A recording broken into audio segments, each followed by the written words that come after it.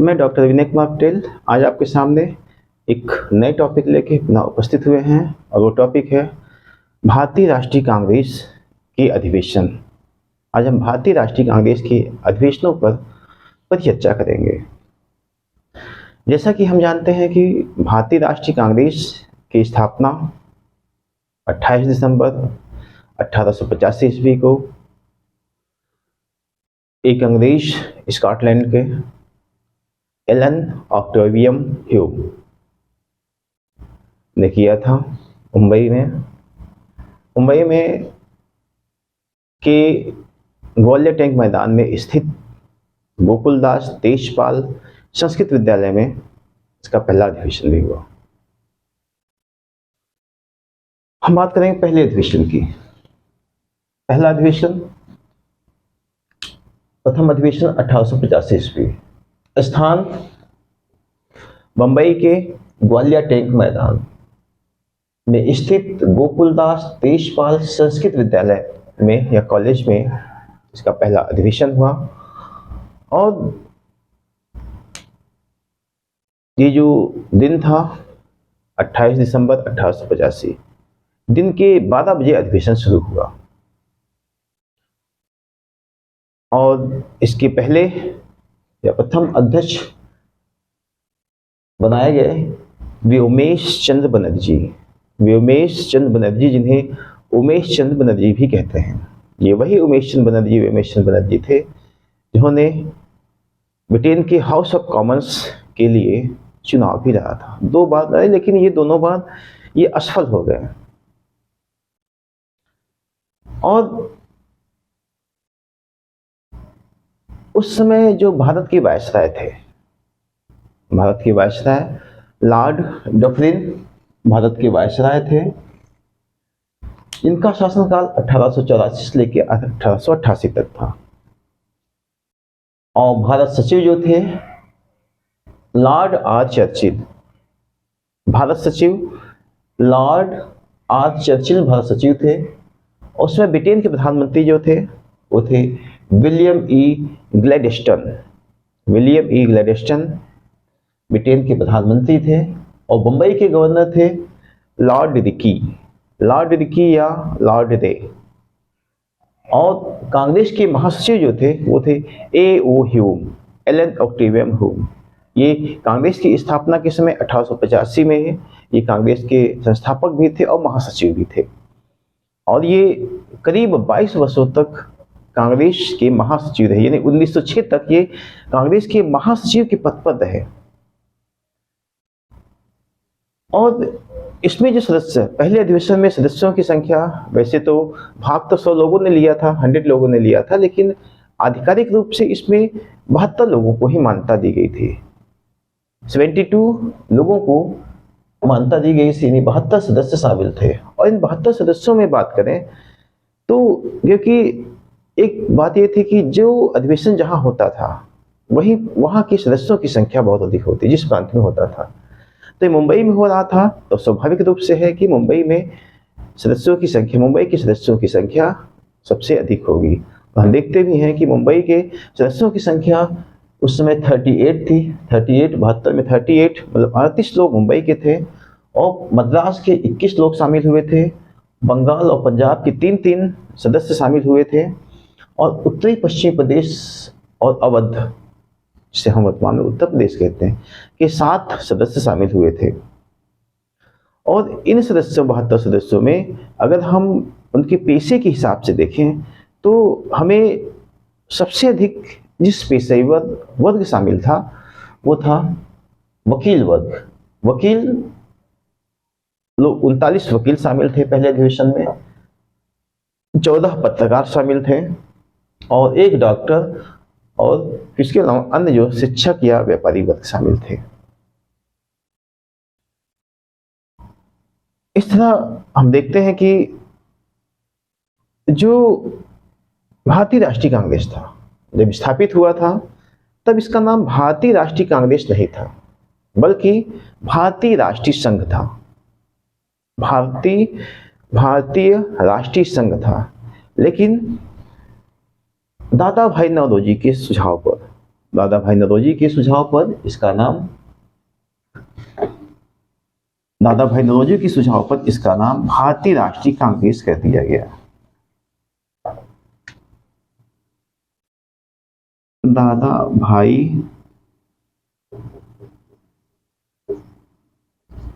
दादा भाई नौरोजी के सुझाव पर भारतीय राष्ट्रीय संघ का नाम परिवर्तित करके भारतीय राष्ट्रीय कांग्रेस कर दिया गया। इसमें जो 72 सदस्य शामिल थे, इसमें इन 72 सदस्यों में दो मेंबर मुस्लिम भी थे। ये जो दो मुस्लिम मेंबर थे, एक थे बदरुद्दीन तैयब जी और दूसरे थे रहीमतुल्लाह सयानी। बदरुद्दीन तैयब जी और रहीमतुल्लाह सयानी इसके दो मुस्लिम सदस्य थे। और अगर हम बात करें 1885 जिस वर्ष भारतीय राष्ट्रीय कांग्रेस की स्थापना हुई, तो उस वर्ष देखें बंगाल में एक और बात हुई थी।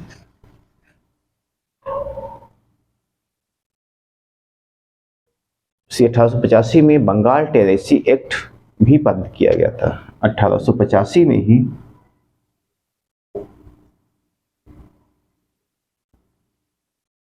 बंगाल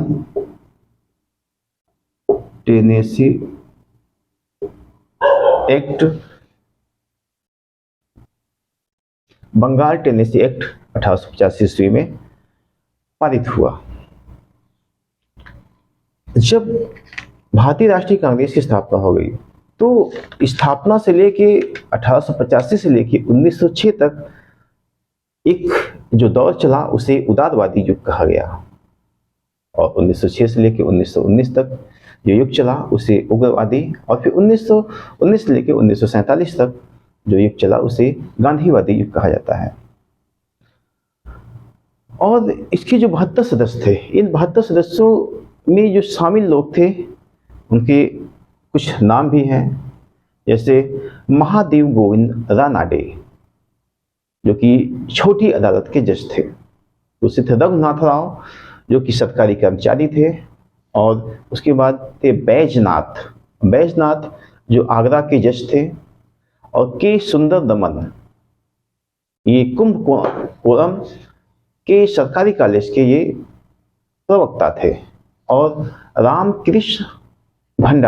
रामकृष्ण गोपाल भंडारकर यानी आरजी भंडारकर जो थे, ये सरकारी प्राध्यापक यानी असिस्टेंट प्रोफेसर थे।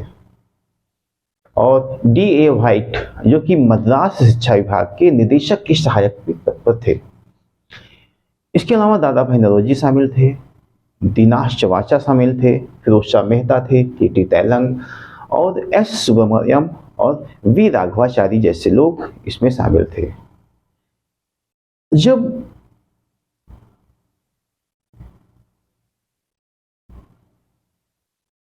एह्यूम ने भारतीय राष्ट्रीय कांग्रेस की स्थापना कर दी, तो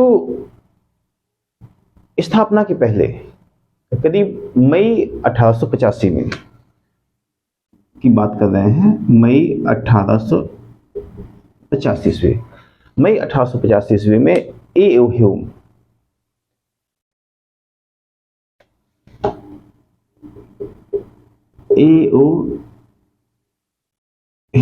मई 1885 में एह्यूम ने जो वायसराय थे लॉर्ड डफरिन से मिले, और उन्होंने लॉर्ड डफरिन को सुझाव दिया कि इस पहले अधिवेशन की जो अध्यक्षता है वो मुंबई के जो गवर्नर है लॉर्ड रिकी करें।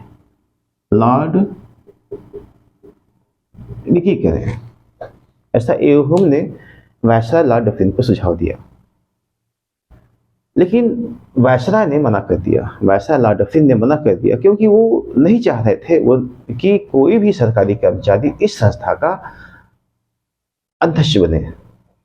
इसलिए उन्होंने स्पष्ट रूप से किसी भी मतलब एह्यूम के प्रस्ताव का मना कर दिया। और हम देखते हैं कि 1885 में ही उसी समय मुंबई में कि एक समाज सुधारक थे। 1885 में ही मुंबई में एक समाज सुधारक थे, उनका नाम था बहराम जी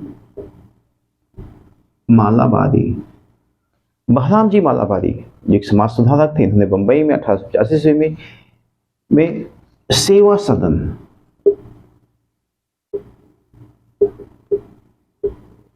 सदन की स्थापना किया। और 1885 में ही देखते हैं तीसरा, 1885 इसी समय तृतीय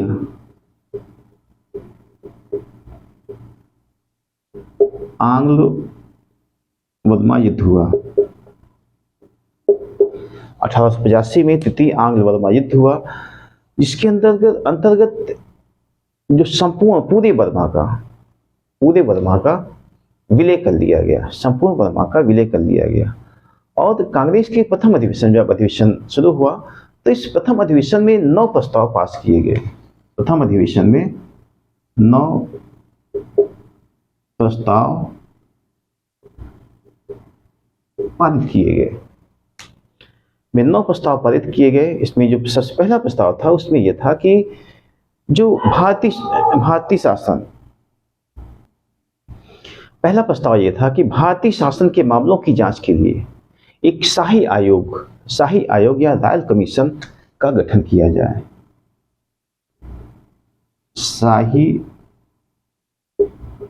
शाही आयोग का गठन किया जाए। दूसरा प्रस्ताव यह था कि भारत का सचिव जो इंग्लैंड में नियुक्त था, भारत सचिव का जो पद था इस पद को समाप्त कर दिया जाए। तीसरा प्रस्ताव था ICS, मतलब इंडियन सिविल सर्विस, मतलब कि जो सिविल सेवा की जो परीक्षा थी वो भारत और इंग्लैंड में एक साथ संपन्न हो। और इस परीक्षा में जो शामिल होने की जो एज है, जो 19 वर्ष है, इसको बढ़ाकर 23 वर्ष कर दिया जाए। 19 वर्ष से बढ़ाकर इसको 23 वर्ष कर दिया जाए। तीसरा प्रस्ताव था। चौथा प्रस्ताव था इसमें कि देश के अंदर जो प्रशासन चलाने के लिए जो विशिष्ट पदों पर नियुक्ति करने के लिए, विशिष्ट पदों पर कर्मचारियों को नियुक्त करने के लिए एक UPSC संघ लोक सेवा आयोग का गठन किया जाए, मतलब UPSC का गठन किया जाए। जबकि इसका पांचवा प्रस्ताव था कि जो सैन्य व्यय में जो भारतीय धन का दुरुपयोग हो रहा है, जो सैनिक व्यय में भारतीय धन का जो दुरुपयोग हो रहा है, ये ना हो, और इसके साथ साथ जो अन्य खर्चे हैं उसकी भी कटौती कर दी जाए। इसके अलावा जो छठा प्रस्ताव था उसमें यह था कि इंग्लैंड से जो आयातित जो टेक्सटाइल है, जो कपड़े हैं, इन पर जो आयात कर लगाया जाता है, मतलब इन पर आयात कर लगाया जाए। और सातवां प्रस्ताव यह था कि जो प्रांतीय एवं केंद्रीय व्यवस्थापकीय सभा, प्रांतीय और जो केंद्रीय जो व्यवस्थापकीय सभा का विस्तार करके परिषदों में मनोनीत सदस्यों की जगह जो नॉमिनेट सदस्य किए जा रहे हैं उनकी जगह पे जो प्रतिनिधि चुने जा रहे हैं उनका चुनाव किया जाए। मतलब उनको नॉमिनेट न किया जाए, उनको मनोनीत न किया जाए, बल्कि प्रतिनिधियों का चुनाव किया जाए। और इसका जो आठवां प्रस्ताव था पहले अधिवेशन में वो ये था कि कांग्रेस के द्वारा जो प्रस्ताव पारित किए जा रहे हैं वो प्रांतों को भेजा जाए, जिससे जो राजनीतिक संस्थाएं हैं इन प्रस्तावों की अनुशंसा के आधार पर, जो राजनीतिक संस्थाएं प्रस्तावों की अनुशंसा के आधार पर अधिकारों का वो मांग कर सके, अनुशंसा के आधार पर अधिकारों की वो मांग कर सके, ऐसा आठवां प्रस्ताव था। और नौवां प्रस्ताव ये था कि भारतीय राष्ट्रीय कांग्रेस का जो अधिवेशन है, अगला अधिवेशन है, वो कलकत्ता में हो। इन 9 प्रस्तावों में से ब्रिटिश सरकार ने इनके कुछ प्रस्तावों को मान भी लिया। जैसे भारत सरकार ने जो इनके जो प्रशासनिक व्यय की जांच के लिए उन्होंने एक मिलवाई आयोग का गठन किया।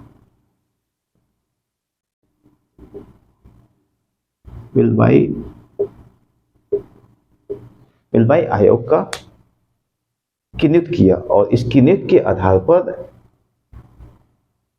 जो व्यय की जांच के लिए जो वेलबाई आयोग का जो गठन या इसकी नियुक्ति के आधार पर देखते हैं कि उनके व्यय में वेलबाई आयोग का गठन किया गया और नियुक्त किया गया, और इसकी रिपोर्ट के आधार पर सरकार ने अपने व्यय की वो कम कर दिया। इसके अलावा अगला जो प्रस्ताव जो गवर्नमेंट ने मान लिया वो ये था कि अब प्रशासनिक अधिकारियों का चयन के लिए, नियुक्ति के लिए इन्होंने संघ लोक सेवा आयोग के गठन की मंजूरी दे दी। और हम देखते हैं कि 1886 ईस्वी में चलके में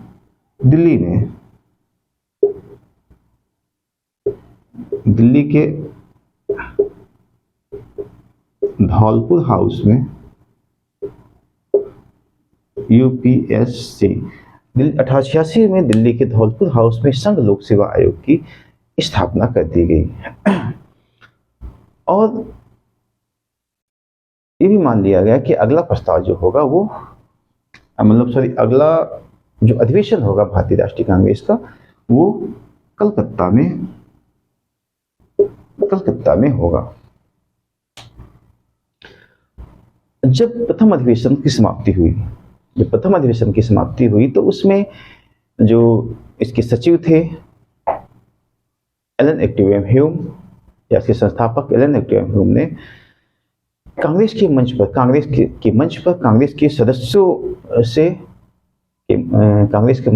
कांग्रेस के सदस्यों ने महारानी विक्टोरिया की जय के नारे लगाए। महारानी विक्टोरिया की जय के नारे भी लगाए गए। और हम देखते हैं कि इसमें एक व्यक्ति थे, उनका नाम था सुरेंद्र नाथ बनर्जी। सुरेंद्र नाथ बनर्जी ऐसे व्यक्ति थे जो कि इस अधिवेशन में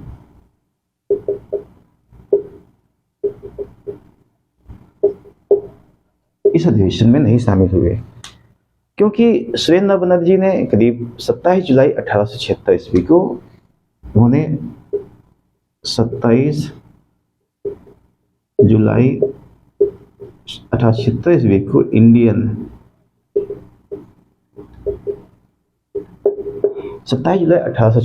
को 1876 ईस्वी में इन्होंने इंडियन एसोसिएशन का गठन कलकत्ता में किया था।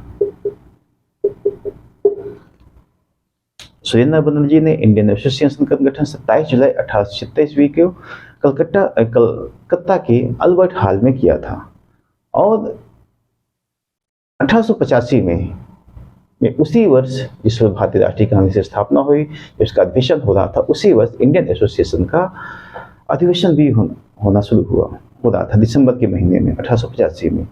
और इसी वजह से सुरेंद्र नाथ बनर्जी जो थे पहले अधिवेशन में वो शामिल नहीं हो सके। अब हम बात करते हैं भारतीय राष्ट्रीय कांग्रेस की दूसरे अधिवेशन की, यानी दूसरा अधिवेशन 1886 ईस्वी कलकत्ता में। यानी कि भारतीय राष्ट्रीय कांग्रेस का जो दूसरा अधिवेशन था वो 1886 ईस्वी में कलकत्ता में हुआ था।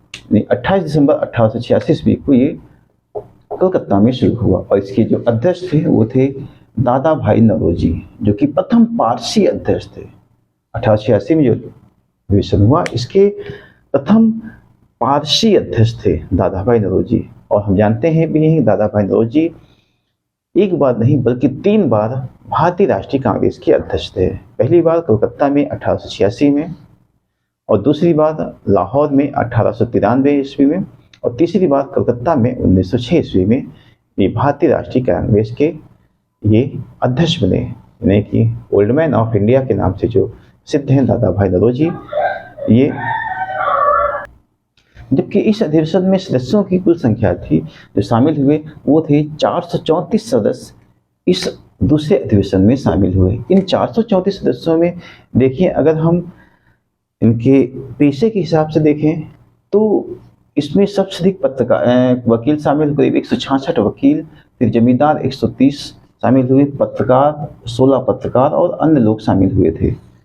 और इन 434 लोगों में इसमें 33 मुस्लिम सदस्य भी शामिल हुए थे। 434 में 33 मुस्लिम सदस्य थे।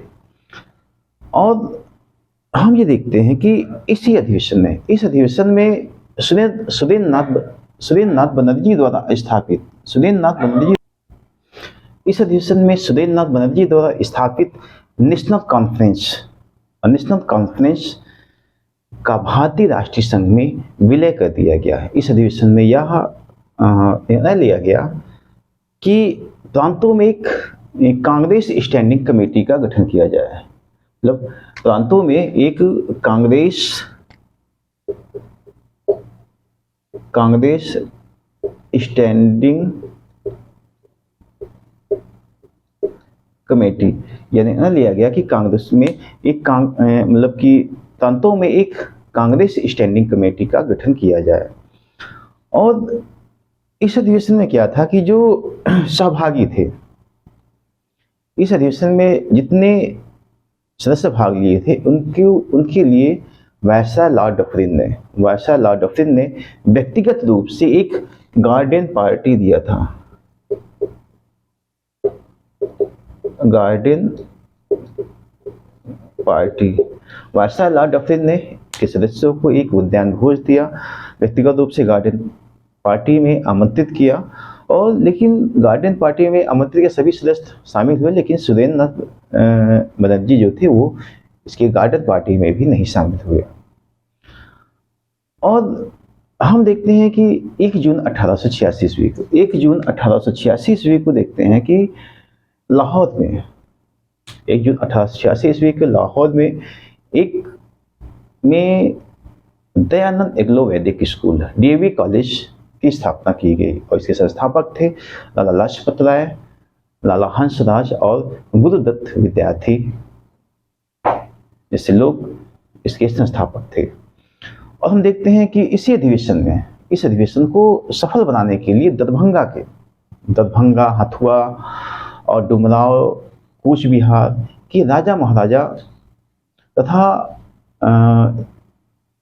सर जतिन मोहन टैगोर, द्वारिकानाथ टैगोर जैसे जमींदार लोगों ने भी इस अधिवेशन को सफल बनाने की कोशिश किया, काफी धन भी दिया कि ये अधिवेशन सफल हो जाए। और हम देखते हैं कि 1886 ईस्वी में देखते हैं कि एक व्यक्ति विशन नारायण धर और अंबिका चरण मजूमदार ने 1886 ईस्वी में एक समाचार पत्र निकाला। अंग्रेजी में इसका नाम था एडवोकेट नामक एक समाचार पत्र अंग्रेजी भाषा में भी निकाला। और इसी के साथ साथ हम देखते हैं कि बंगाल के एक जमींदार और एक वयोवृद्ध व्यक्ति जिनका नाम था बाबू जय किशन मुखर्जी,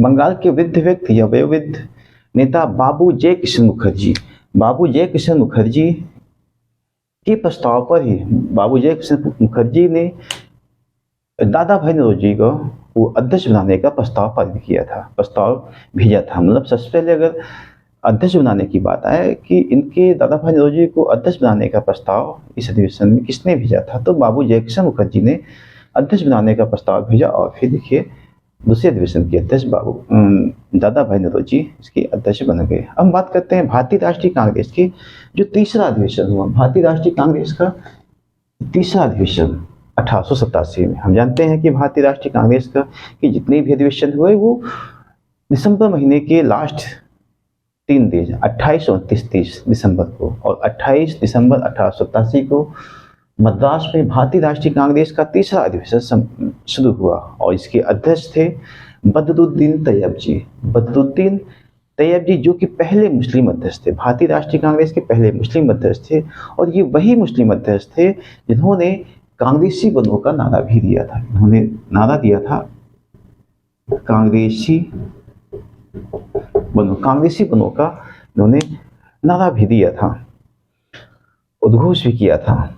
और इसमें सदस्यों की संख्या 607 सदस्य इसमें शामिल हुए। और इन सदस्यों की बात करें तो इसमें वकील 206, करीब 206 वकील शामिल हुए इन 607 सदस्यों में।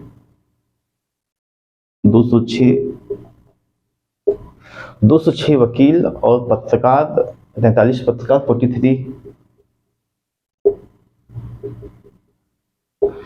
43 पत्रकार शामिल हुए। और 8 डॉक्टर और 41 जमींदार जमींदार, 8 डॉक्टर एवं अन्य लोग शामिल हुए। और हम देखते हैं कि इस अधिवेशन का जो स्वागत समिति के जो अध्यक्ष थे वो थे राजा सदमाधव राव इसके स्वागत समिति के अध्यक्ष थे। और यही राजा सदमाधव राव थे जिन्होंने कांग्रेस के अधिवेशन के संचालन के लिए 200 रुपए का अनुदान भी दिया था। और ये भारतीय राष्ट्रीय कांग्रेस का तीसरा अधिवेशन, ये पहला अधिवेशन था, ये पहला सम्मेलन था जिसके काम के संचालन का भार बंगाल और महाराष्ट्र के प्रतिनिधियों की जिद से, मतलब उनकी जिद से, बंगाल और महाराष्ट्र के प्रतिनिधियों की जिद से और महादेव गोविंद रनाडे, बंगाल और महाराष्ट्र के प्रतिनिधियों और महादेव गोविंद रनाडे के हस्तक्षेप से एक प्रतिनिधियों की कमेटी बनाएगी और उसके हाथ में, प्रतिनिधियों की कमेटी के हाथ में कांग्रेस की जिम्मेदारी सौंप दी गई। और यही कमेटी आगे चल के विषय निर्धारण समिति बनी, सब्जेक्ट कमेटी का गठन बनी। और ये भारतीय राष्ट्रीय कांग्रेस के तीसरा जो अधिवेशन था, ये पहला अधिवेशन था या पहला सम्मेलन था जिसमें 3000 सदस्यों के बैठने के लिए एक विशाल पंडाल बनाया गया। विशाल पंडाल बनाया गया, उनके बैठने विशाल पंडाल की व्यवस्था की गई। और इसी अधिवेशन में महादेव गोविंद रनाडे ने कांग्रेस के मंच से सोशल कॉन्फ्रेंस या सोशल कांग्रेस की शुरुआत भी की। महादेव गोविंद रनाडे ने कांग्रेस के मंच से सोशल कांग्रेस की स्थापना की भी शुरुआत की। और एक महत्वपूर्ण बात इस अधिवेशन में और हुई कि कांग्रेस को पहली बार आम जनता के पास ले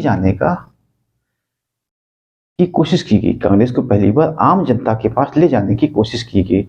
और इसी अधिवेशन में इसी वर्ष 1887 में ही हम देखते हैं कि एक व्यक्ति, उनका नाम था शिव नारायण अग्निहोत्री ने लाहौर में 1887 ईस्वी में शिव नारायण अग्निहोत्री ने लाहौर में देव समाज की स्थापना किया।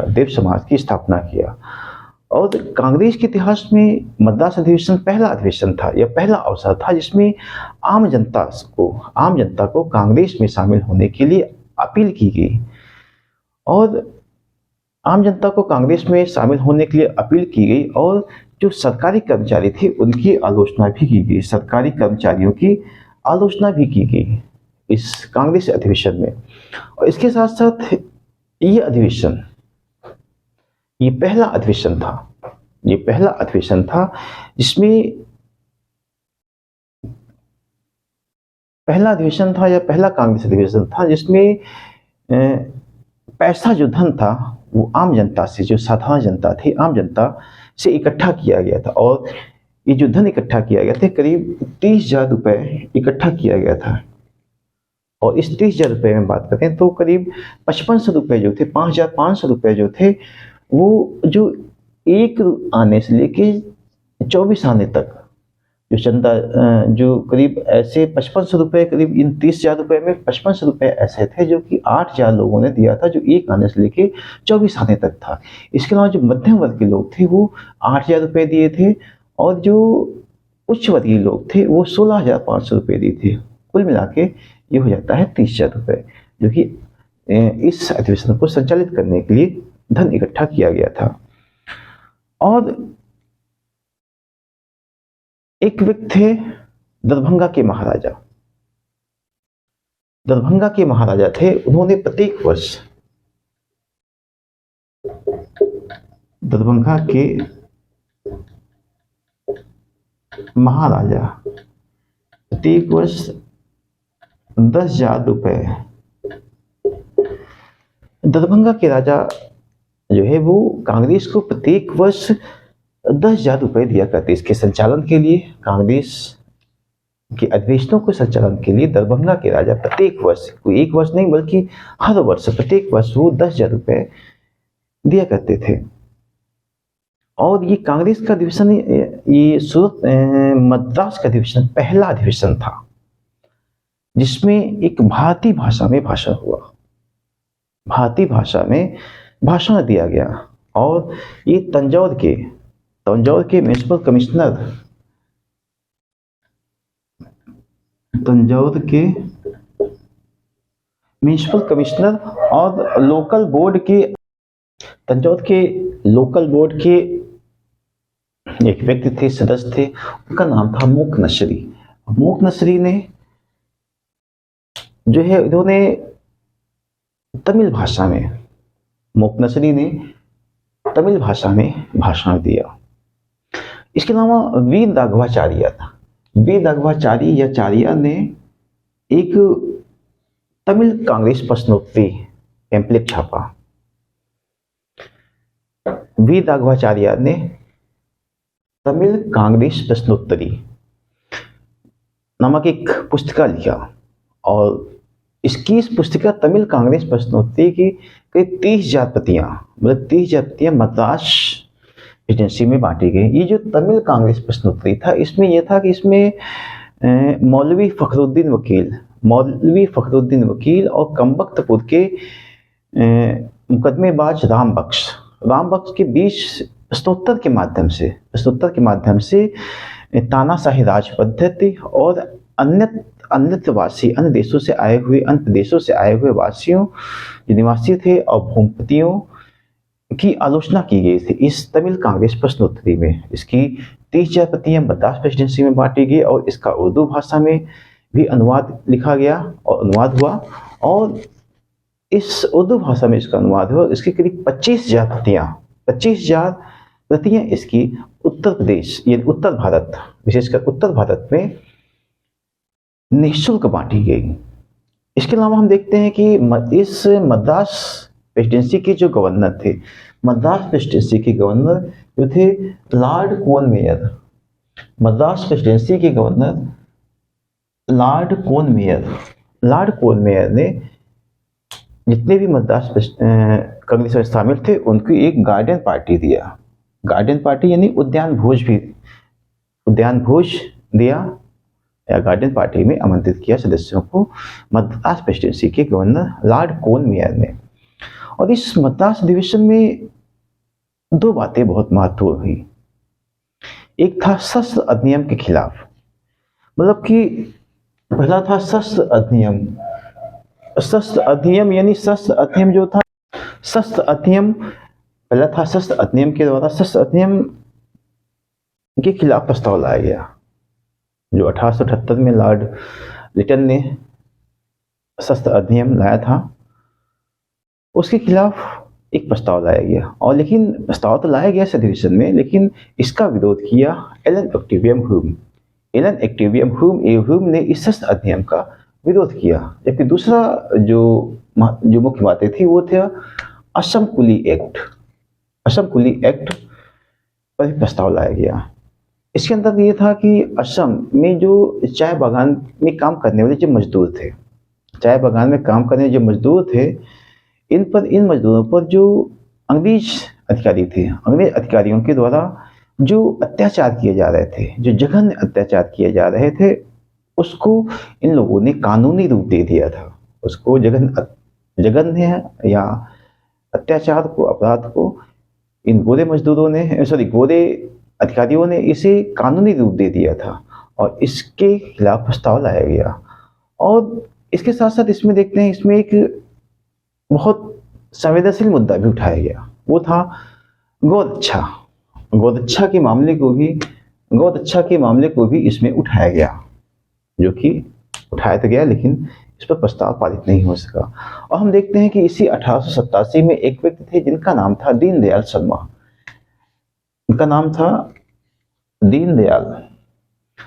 उन्होंने क्या किया कि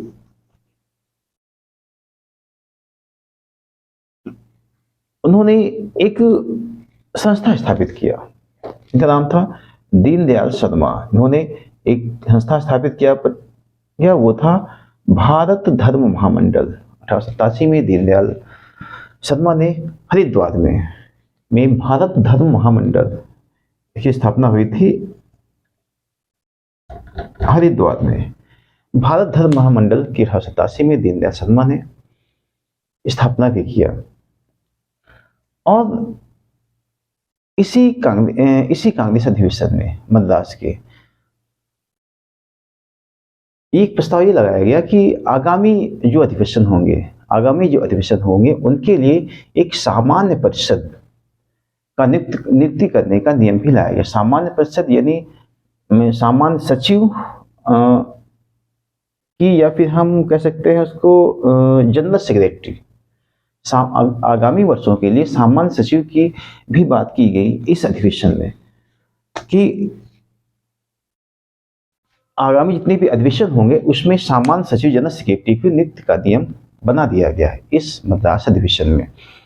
इसके अलावा हम देखते हैं कि इस अधिवेशन में काफी लोगों ने दान भी दिया, पैसे भी दिए। जैसे मैसूर और विजयनगरम के महाराज ने 1000 रुपए का प्रस्ताव दान दिया, और मैसूर या विजयनगर के राजा ने 1000 रुपये दान दिए, वेंकटगिरी के राजा ने 500 रुपये दान दिए, और बेतीली या बोतीली के राजा ने 200 रुपये, और राजा GN गजपति राय ने 325, राजा GN गजपति राय ने 325 रुपये दान दिए। खान बहादुर हाजी मोहम्मद अब्दुल्ला बादशाह साहब ने 200 रुपये दान दिए, एवं मीर हुमायूं जहां बहादुर ने अपने 3 महलों को कांग्रेस प्रतिनिधियों के लिए ठहरने के लिए दान दे दिया। मतलब मीर हुमायूं जहां बहादुर ने अपने 3 महलों को कांग्रेस प्रतिनिधियों के ठहरने के लिए उन्होंने दान में दे दिया गया है। इसके अलावा हम जानते हैं कि इस अधिवेशन में तो जो 607 सदस्य शामिल हुए थे, इनमें बात करें तो इसमें 362 सदस्य जो थे वो करीब मद्रास प्रेसिडेंसी के थे। मैंने पहले ही बताया था कि जहाँ पे अधिवेशन होता है वहाँ के सदस्यों की संख्या शामिल होने की सबसे अधिक होती है। और फिर मुंबई सिंध के करीब 79, पंजाब और बंगाल बिहार उड़ीसा के करीब 79, और उत्तर पश्चिमी आगरा के 45, और मध्य प्रदेश और बराक के 13, और पंजाब के 9 लोग शामिल थे। और अगर हम बात करें इसमें, तो इस अधिवेशन में हमें करीब 79 मुस्लिमों ने भाग लिया था। 79 मुस्लिमों ने इस अधिवेशन में भाग लिया था, और इन 79 मुस्लिमों में करीब मद्रास प्रेसिडेंसी के 58 थे। मद्रास प्रेसिडेंसी के 58 मुस्लिमों ने भाग लिया था, और दक्षिण के 3, बंबई के 1, बेलगांव के 4 मुस्लिमों ने भाग लिया था। इसके अलावा अन्य जगहों से भी एक लोगों ने भाग लिया था, जैसे बीजापुर, धारवाड़, नागपुर, इंदौर, लाहौर, आजमगढ़ और आगरा, लखनऊ, हुगली से एक मुस्लिमों ने भाग लिया था। कुल 79 मुस्लिमों ने भाग लिया था। और इसी अधिवेशन में हम देखते हैं कि 1887 में पंजाब टेनेसी एक्ट लाया गया। 1887 में पंजाब टेनेसी एक्ट लाया गया, और 23 सितंबर 1888 में पूरब का ऑक्सफोर्ड कहा जाने वाला इलाहाबाद विश्वविद्यालय की भी स्थापना की गई। 23 सितंबर 1887 को इलाहाबाद विश्वविद्यालय की भी स्थापना इसी वर्ष की गई। और इसी अधिवेशन में कांग्रेस नेता अश्विनी कुमार दत्त ने 45,000 लोगों के हस्ताक्षर कराए। एक पत्र पर 45,000 लोगों के हस्ताक्षर कराए, और इस हस्ताक्षर किए हुए पत्र को, जिसमें ये मांग की गई थी कि शासन सुधार की मांग की गई कि शासन को सही ढंग से संचालित किया जाए, जो कमियां हैं उसको दूर किया जाए। मतलब 45,000 लोगों के हस्ताक्षर, जो शासन सुधार की मांग के लिए जो हस्ताक्षर किया गया था, उसको गवर्नमेंट के पास, कांग्रेस के माध्यम से गवर्नमेंट के पास पहुंचाया कि शासन में सुधार किया जाए। ये काम किया अश्विनी कुमार दत्त ने। और हम देखते हैं कि इसी अधिवेशन में भारत में सैनिक शिक्षा के लिए, इस अधिवेशन में एक प्रस्ताव लाया गया, ये बात कही गई कि भारत में सैनिक शिक्षा के लिए जो इसे इंग्लैंड का जो किम्बर्ले कॉलेज है, ब्रिटेन का जो किम्बरले कॉलेज जो सैनिक शिक्षा के लिए बहुत प्रसिद्ध है, उसी की तरह यहाँ पर भी एक सैनिक विद्यालय की स्थापना की भी बात की गई। सैनिक विद्यालय की स्थापना की भी मांग की गई। अब हम बात करते हैं कांग्रेस के चौथा अधिवेशन, जो कि वर्तमान प्रयागराज और समसामयिक इलाहाबाद में हुआ था। मतलब चौथा कांग्रेस अधिवेशन की बात करते हैं जो कि इलाहाबाद में हुआ था।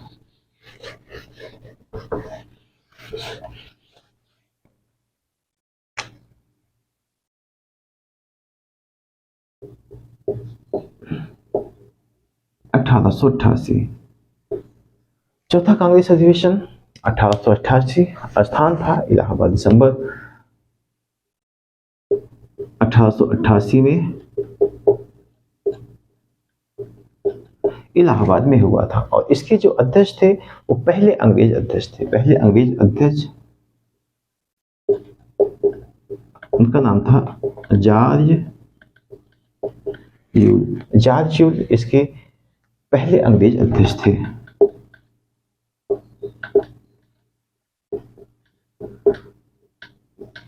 जो कि इलाहाबाद कांग्रेस के अधिवेशन के अध्यक्ष थे। और इसमें उत्तर प्रदेश के जो गवर्नर थे वो थे ऑकलैंड कॉल्विन। उत्तर प्रदेश के गवर्नर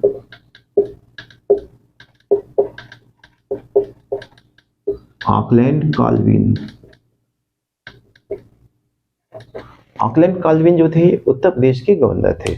और इसमें जो सदस्यों की, प्रतिनिधियों की संख्या थी वो थी 1248 सदस्यों ने भाग लिया था। और इसमें इन 1248 में बात करें तो उत्तर प्रदेश आगरा अवध के करीब 583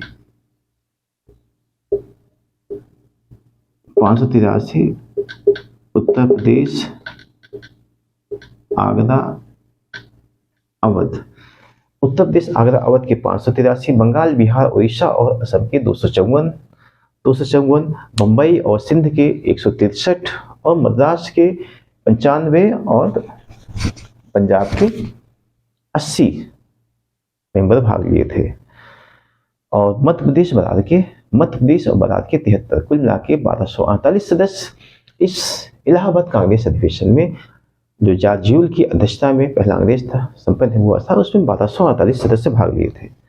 और अगर बात करें इनके पीसी वर्ग की बात करें तो करीब 435 वकील थे। 435 वकील भाग लिए थे। मतलब वकीलों की संख्या जो थी वो थी 435 और पत्रकारों की संख्या 73 थी, 73 थी। और डॉक्टर की संख्या 42।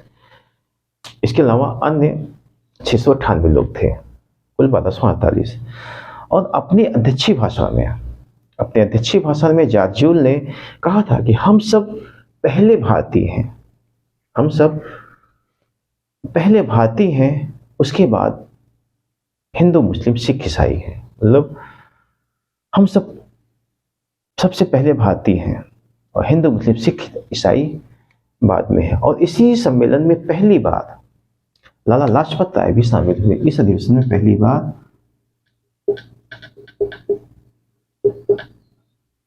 लाजपत राय शामिल हुए और इन्होंने हिंदी में भाषण भी दिया। लाजपत राय शामिल हुए और इन्होंने हिंदी में भाषण भी दिया। और कांग्रेस का अधिवेशन, ये कांग्रेस के इलाहाबाद अधिवेशन, जो कि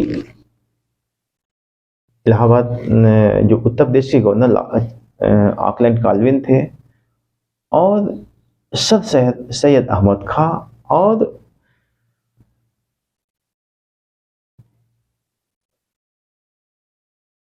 शिव प्रसाद सितारे हिंद,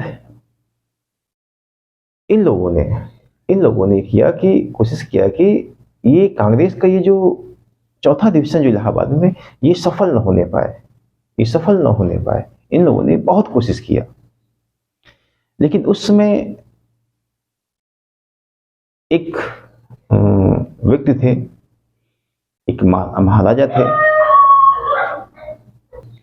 इलाहाबाद कांग्रेस अधिवेशन के लिए। उसमें दरभंगा के महाराज,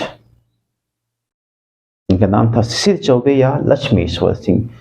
दरभंगा के महाराजा श्री चौबे या लक्ष्मेश्वर सिंह ने कांग्रेस के इलाहाबाद कांग्रेस अधिवेशन के लिए उस समय लोथल काउंसिल को खरीदकर दे दिया। और जब लोथल काउंसिल को खरीदकर इन्होंने कांग्रेस अधिवेशन कराने के लिए लोथल काउंसिल खरीदकर महाराज लक्ष्मेश्वर सिंह या श्री चौबे ने दे दिया, और फिर वहां पे भारतीय राष्ट्रीय कांग्रेस का चौथा अधिवेशन इलाहाबाद में संपन्न हुआ। लेकिन इस कांग्रेस अधिवेशन को असफल बनाने के लिए काफी लोगों ने सहयोग भी किया। असफल बनाने के लिए जैसे लॉर्ड डफरिन, इसको इस कांग्रेस अधिवेशन को असफल बनाने के लिए वायसराय लॉर्ड डफरिन ने भी कोशिश किया कि ये अधिवेशन सफल न होने पाए। और जो उत्तरी पश्चिम सीमा प्रांत के जो यानी कि उत्तर प्रदेश के जो गवर्नर थे ऑकलैंड काल्विन, इन्होंने भी कोशिश किया कि सफल न होने पाए। इसके अलावा सर सैयद अहमद खान, मैंने पहले बताया था, सर सैयद अहमद खान और बनारस के राजा शिव प्रसाद सितारे हिंद, इन्होंने भी कोशिश किया कि कांग्रेस का अधिवेशन इलाहाबाद सफल न होने पाए। पहली बात तो हो ही ना, और हो भी तो सफल न होने पाए, क्योंकि इनको लग रहा था कि सर सैयद अहमद खान और शिव प्रसाद सितारे हिंद को कि कहीं कि इनके क्षेत्र में कहीं ऐसा ना हो कि कांग्रेस का भाव खूब बढ़ न जाए, मतलब कांग्रेस का प्रभाव बढ़ने न पाए। इस वजह से इन लोगों ने कोशिश किया कि अधिवेशन सफल न होने पाए। इसके अलावा हैदराबाद के निजाम और ब्रिटिश इंडियन एसोसिएशन ने भी इसको असफल बनाने की कोशिश किया। और इसके अलावा सर दिनसा मानिक जी पेटिट एवं अन्य धनी पारसियों ने, जो पारसी धर्म को मानने वाले थे और उसके जो नेता थे सर दिनसा मानिक जी पेटिट, ने भी कोशिश किया कि कांग्रेस का अधिवेशन सफल न होने पाए। और इसी के साथ साथ लॉर्ड डफरिन कहता है कि कांग्रेस जनता के अल्पसंख्यक वर्ग का प्रतिनिधित्व करती है। लॉर्ड डफरिन कहता है कांग्रेस जनता के अल्पसंख्यक वर्ग का प्रतिनिधित्व करती है। और इसी समय जो लॉर्ड लैंसडाउन थे, लॉर्ड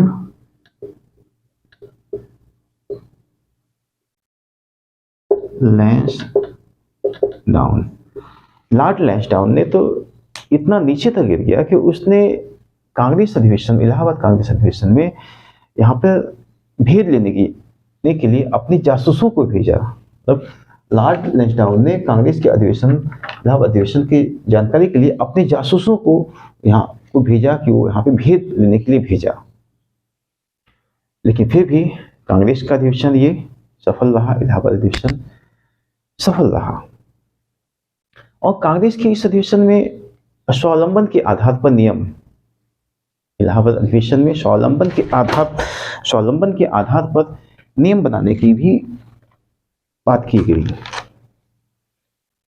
स्वावलंबन के आधार पर नियम बनाने की भी बात की गई। और इसके लिए लोगों ने एक व्यक्ति को चुना, इनका नाम था मोतीलाल नेहरू। मतलब कि स्वावलंबन के आधार पर नियम बनाने की बात की गई, विशेषकर आर्थिक स्वावलंबन हेतु इन लोगों ने मोतीलाल नेहरू को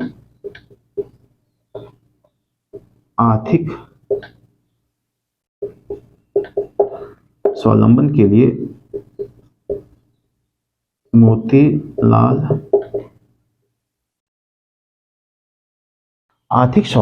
लिए हेतु इन लोगों ने मोतीलाल नेहरू का चयन किया, जो कि एक प्रसिद्ध लॉयर थे, वकील भी थे। और इसी इलाहाबाद अधिवेशन में भूमि कर को स्थायी, निश्चित या कम करने की भी बात की गई। भूमि कर को स्थायी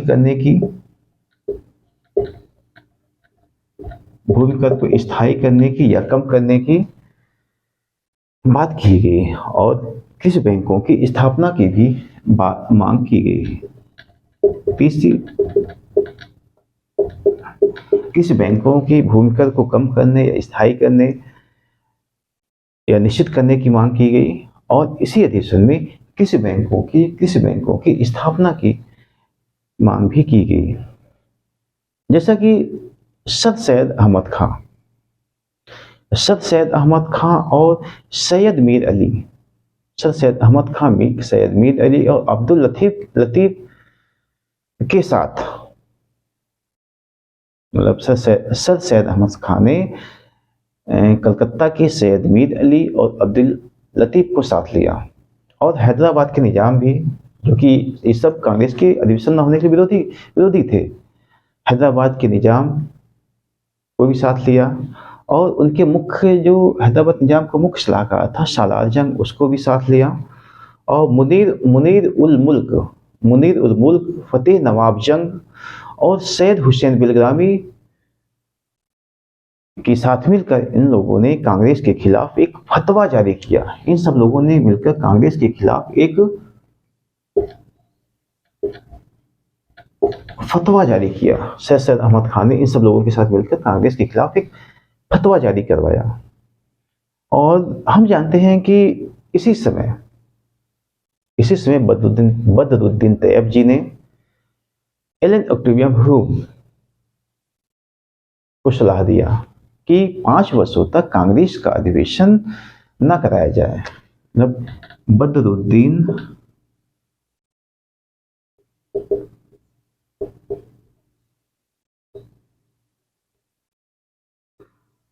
बदरुद्दीन तैयब जी ने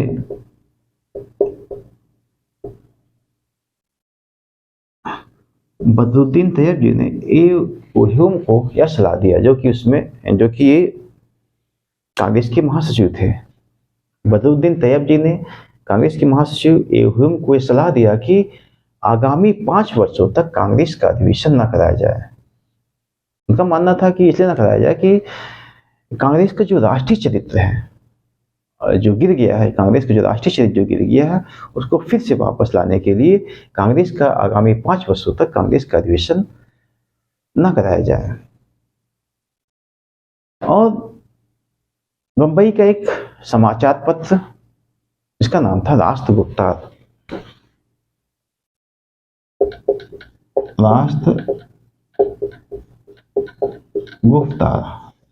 इसका 1851 ईस्वी में से निकलता था। इसके निकालने वाले थे दादा भाई नौरोजी।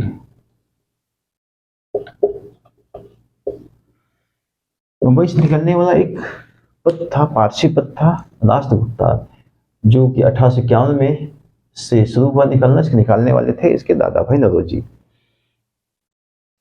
तो इस राष्ट्रगुप्तार ने, जो कि इसने पारसियों को सलाह दिया, मतलब अपनी जाति को, पारसी जाति को इसने सलाह दिया कि वो लोग कांग्रेस के अधिवेशन में ना शामिल हो। मतलब कि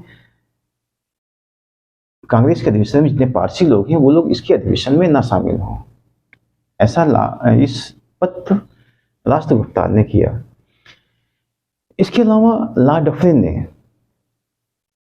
डफरिन के सुझाव पर लॉर्ड ने सुझाव दिया और उस सुझाव के आधार पर सर सैयद अहमद खान ने करीब 1888 ईस्वी में लॉर्ड डफरिन के सुझाव पर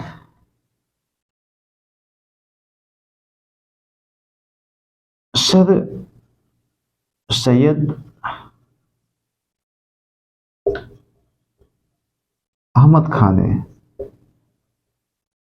1888 में एक संस्था स्थापित किया। लॉर्ड डफरिन के सुझाव पर 1888 ईस्वी में सर सैयद अहमद खान इस संस्था का स्थापना किया। उसका नाम था United India patriotic association.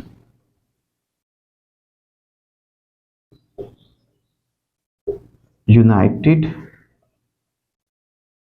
India patriotic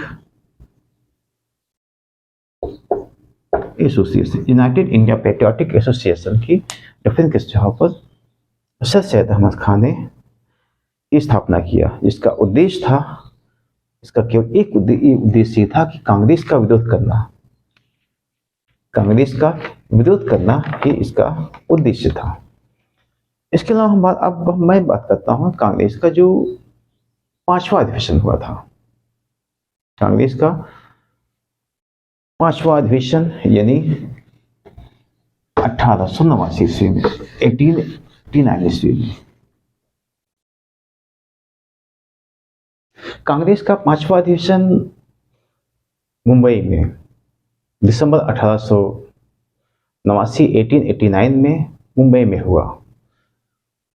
1889 में पांचवा अधिवेशन मुंबई में, इसमें 28 दिसंबर 1889 से 28 29 30 दिन चलता है, हमको मालूम भी है। और इसके अध्यक्ष थे विलियम वेडरबर्न, जो कि लगातार अगर देखा जाए तो लगातार दूसरे अंग्रेज अध्यक्ष थे लगातार, क्योंकि इसके पूर्व में जो हुआ था उसमें जॉर्ज थे। तो पांचवा अधिवेशन जो मुंबई में हुआ, इसके अध्यक्ष विलियम वेडरबर्न थे। और ये वही विलियम वेडरबर्न है जिन्होंने एलन ऑक्टेवियम ह्यूम की जीवनी लिखी, बायोग्राफी लिखी, एलन ऑक्टेवियम ह्यूम की जीवनी भी लिखी। और इसमें प्रतिनिधियों की संख्या 1889 मतलब जिस वर्ष हुआ अगर देखा जाए 1889 में हुआ पांचवा अधिवेशन, और उसमें 1889 सदस्य भी शामिल थे। 1889 सदस्य भी शामिल थे। और इसके जो स्वागत समिति के अध्यक्ष थे, वो थे फिरोज शाह मेहता स्वागत समिति के अध्यक्ष थे। जबकि भारतीय जो वायसराय जो थे, अभी तक तो लॉर्ड डफरिन थे 1884 से लेकर 1888 ईस्वी तक, लेकिन लॉर्ड डफरिन के बाद जो भारत के जो वायसराय बने वो बने लॉर्ड लैंसडाउन, जो 1888 से 1894 ईस्वी तक लॉर्ड लैंसडाउन भारत के वायसराय रहे। और इस पांचवें अधिवेशन में एक विशेष बात थी कि जो ब्रिटिश शासन के हाउस ऑफ कॉमन्स के संसद सदस्य चार्ल्स बेटला जो थे, ये इस अधिवेशन में शामिल हुए। और ये जो चार्ल्स बेटला थे, ये भारतीय मामलों में ये गहरी रुचि रखते थे, भारतीय मामलों में बहुत हस्तक्षेप करते थे, इनको बहुत रुचि रखते थे। इसी वजह से में हाउस ऑफ कॉमन्स में इन्हें मेंबर ऑफ इंडिया कहा जाता था, मतलब भारत का प्रतिनिधि कहा जाने लगा था इनको। चार्ल्स बेटला को भारत का प्रतिनिधि कहते थे, ब्रिटिश संसद के जो सदस्य थे। और इंग्लैंड में प्रचार प्रसार के लिए कांग्रेस के अधिवेशनों को इंग्लैंड में प्रचार प्रसार करने के लिए एक कमेटी बनाई गई थी जुलाई 1889 ईस्वी में एक कमेटी बनाई गई जिसे ब्रिटिश इंडिया कमेटी कहते हैं। जुलाई 1889 ईस्वी में एक कमेटी बनाई गई जिसे ब्रिटिश इंडिया कमेटी कहते हैं। और ये जो ब्रिटिश इंडिया कमेटी थी, इसके जो अध्यक्ष थे वो थे विलियम वेडरबर्न, इसके अध्यक्ष थे, जबकि सचिव थे विलियम डिग्बी इसके सचिव थे, विलियम वेडरबर्न इसके अध्यक्ष थे। और ये ब्रिटिश इंडिया कमेटी जो कि जुलाई 1889 में स्थापित हुआ था, लंदन में जो स्थापित हुआ था, इसने इंडिया नामक एक समाचार पत्र भी निकाला था। इस ब्रिटिश इंडिया कमेटी ने इंडिया नामक एक समाचार पत्र भी निकालते थे। और इसके जो सदस्य थे, इसके जो मेंबर थे, सदस्य थे W.L. केन, जो कि कांग्रेस के इस अधिवेशन में शामिल भी हुए थे। W.L. केन जो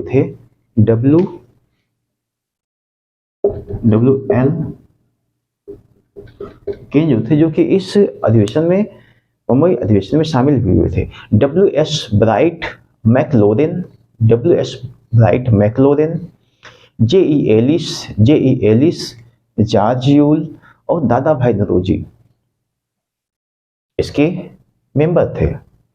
और ब्रिटिश इंडिया कमेटी के आगामी वर्ष के कार्य संचालन के लिए 40,000 रुपये भी मंजूर किया गया है। जबकि 40,000 रुपये मंजूर किए, जबकि भारत में काम चलाने के लिए, इंडिया में इसके काम को संचालित करने के लिए, कार्य करने के लिए 5,000 रुपये ही, मतलब मामूली पैसा 5,000 रुपये ही संचालित किया गया था। भारतीय राष्ट्रीय कांग्रेस ने इंग्लैंड में भारतीय राष्ट्रीय कांग्रेस ने इंग्लैंड में कांग्रेस के दृष्टिकोण, कांग्रेस के जो विचार थे, जो दृष्टिकोण थे, इसके प्रचार प्रसार के लिए इसने एक प्रतिनिधिमंडल भेजने का फैसला किया। कांग्रेस के दृष्टिकोणों के विचारों को प्रचार प्रसार के लिए इंग्लैंड में एक प्रतिनिधिमंडल भेजने का विचार किया, और इस प्रतिनिधिमंडल के जो सदस्य थे उसमें थे George Yule, A O. Hume, George Yule थे, ए.ओ. ह्यूम थे, और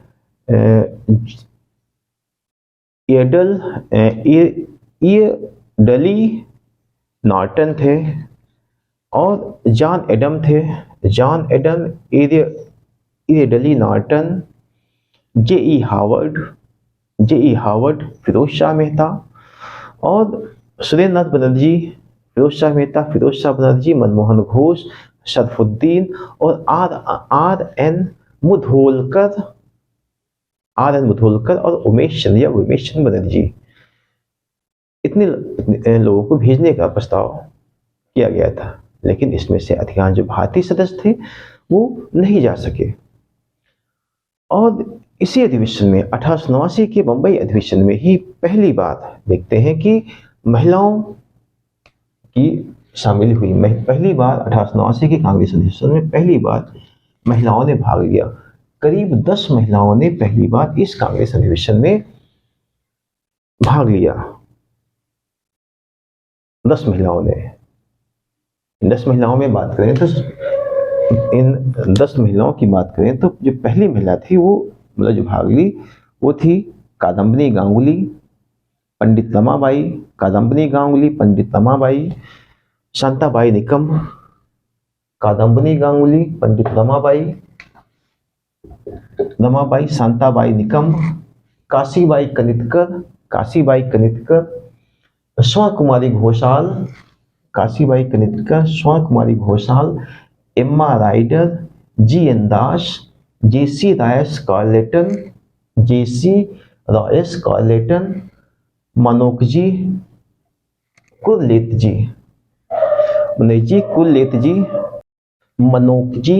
कुलसेत जी, ऐसी 10 महिलाएं पहली बार 1889 के बंबई अधिवेशन में शामिल हुई। शासन सुधार के प्रस्ताव के सिलसिले में कादम्बिनी गांगुली के जो पति थे द्वारकानाथ गांगुली ने द्वारा स्त्रियों को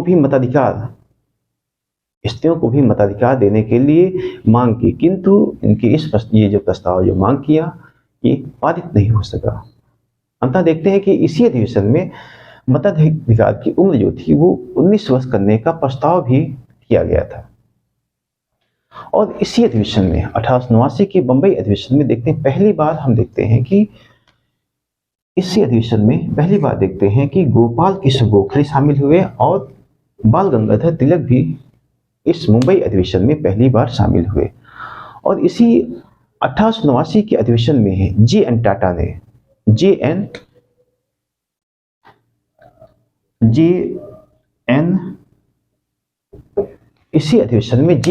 ने करीब 500 रुपए का चंदा दिया था। जे.एन. टाटा ने 500 रुपए का चंदा दिया, और इसी वर्ष कांग्रेस को एक स्थायी कोष 500 रुपए चंदा भी दिया जे.एन. टाटा ने, और स्थायी कोष बनाने का भी प्रस्ताव लाया गया। स्थायी कोष 500 रुपए का चंदा भी दिया, और स्थायी कोष स्थापित करने के उद्देश्य से बनाने के प्रस्ताव के उद्देश्य से 5000 रुपए की राशि एकत्रित की गई, और उसे ओरिएंटल बैंक में जमा कर दिया गया। लेकिन इत्तेफाक की बात है कि 1890 में ये ओरिएंटल बैंक जो है ये दिवालिया घोषित हो गया और सारे पैसे डूब गए। और हम देखते हैं कि 1889 में ही हम देखते हैं कि